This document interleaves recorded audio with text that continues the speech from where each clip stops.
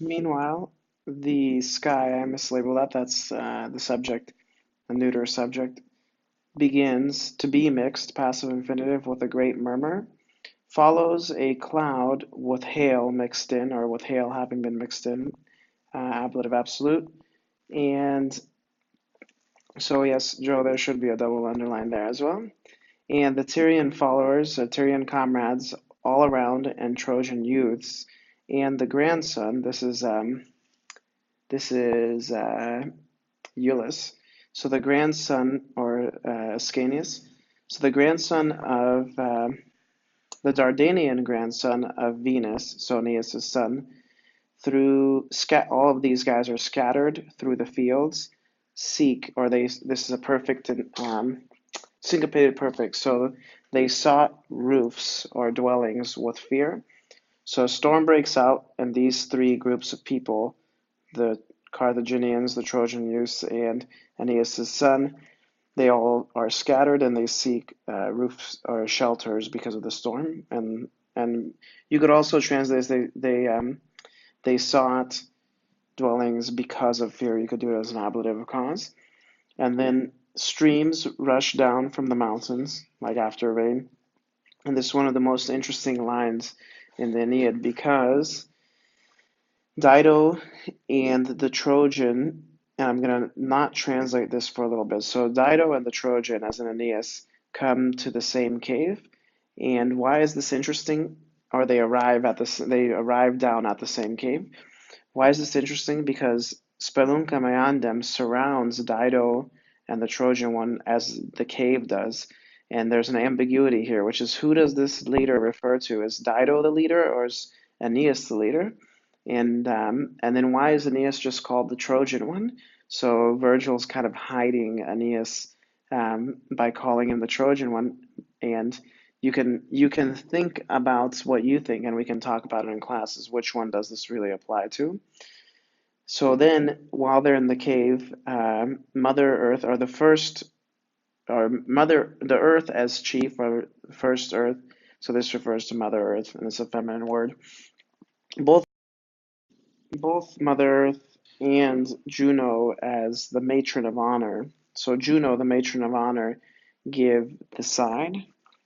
So Virgil's going to use the traditional images of marriage, but in the human practice, there's certain rituals for marriage, like wedding torches and everything else. But here we're going to have and witnesses. But here we have the gods and also natural images that represent those symbols.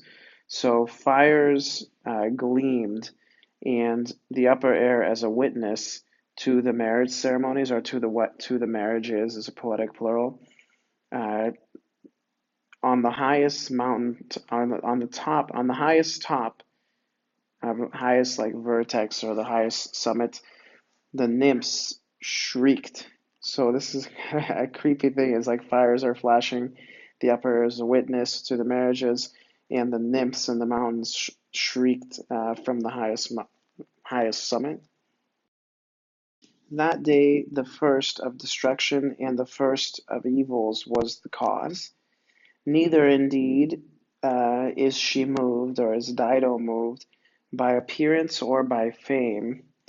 She doesn't care what anyone thinks, nor now does she meditate or does she think the love secret. So she thinks it's a kind of a public thing now. She calls it marriage, and you can think about what does this mean that Virgil says this. She calls it marriage, and she cloaks the fault. You can translate this in stronger ways. You could say that she cloaks the sin, um, and by this name. So she calls it marriage, and she cloaks the sin by this name. Immediately, rumor goes through the great cities of Libya, and here we get an extended description of rumor, which is a really cool image and very insightful into what rumor is like in human affairs. So, rumor, an evil than which not any other is more swift. So you get a comparative here. So, an evil than which not any other is more swift. It feeds upon, or it grows, or it thrives by mobility. So it grows as it moves around, and it acquires strengths by going. So here we have a gerund. So it acquires strengths by going. First, at first, this is an adverb. At first, because of fear, it's small, and soon it lifts itself. Rumor lifts itself into the airs, or up high into the sky, and it proceeds. It walks on the ground, and its head between the clouds it establishes. So that's how big rumor grows. At first, it's small because of fear and people are whispering, but as rumor gathers strength as it moves through the city, it grows bigger and bigger and bigger. Mother Earth gave birth to these because her children, the Titans, were slain. She gave birth to these giants. So that last one, this one, Rumor is the last one that she gave birth to, as they say. Irritated, probably like more like enraged by the wrath of the gods. So the gods, led by Zeus, kill her children, the Titans, and she gives birth to these giants in revenge. And she gave birth to these are the names of the other giants. Actually, she gave birth to a sister, to Chios and Enceladus, and this sister, Rumor is their sister, is with feet. So she is swift with respect to feet, or swift with feet, and nimble wings. So she's with nimble wings, and she is swift with regard to her feet. A horrible monster, huge. All of these are in opposition with the sister, and all of that is that last one, which all refers back to Rumor. To whom as many are the feathers on body, as many vigilant eyes underneath. So she has eyes underneath her wings. It's wonderful to say. It's incredible to say. This is a supine in the ablative, translated as an infinitive. So many tongues and just the same amount of mouths resound or speak forth, and so many ears stand upright. So that's how you have to imagine Rumors with all of these features on her. She flies at night in the middle of the sky and of the earth, so in between the sky and of the earth, through the shade, whirring or hissing, nor does she decline lights, as in her eyes, in sweet sleep. She never sleeps.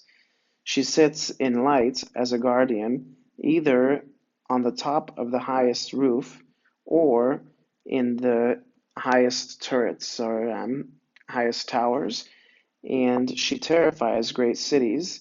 She is an eager messenger, and she's just as eager, so that we get a Tom Quam clause. So as much of fiction and of falsehood an eager messenger as of truth. So Tom Quam correlatives here. As much of fiction and of falsehood a messenger, an eager messenger, as much of truth. So she speaks eagerly about the truth and about falsehood, mixes the two together.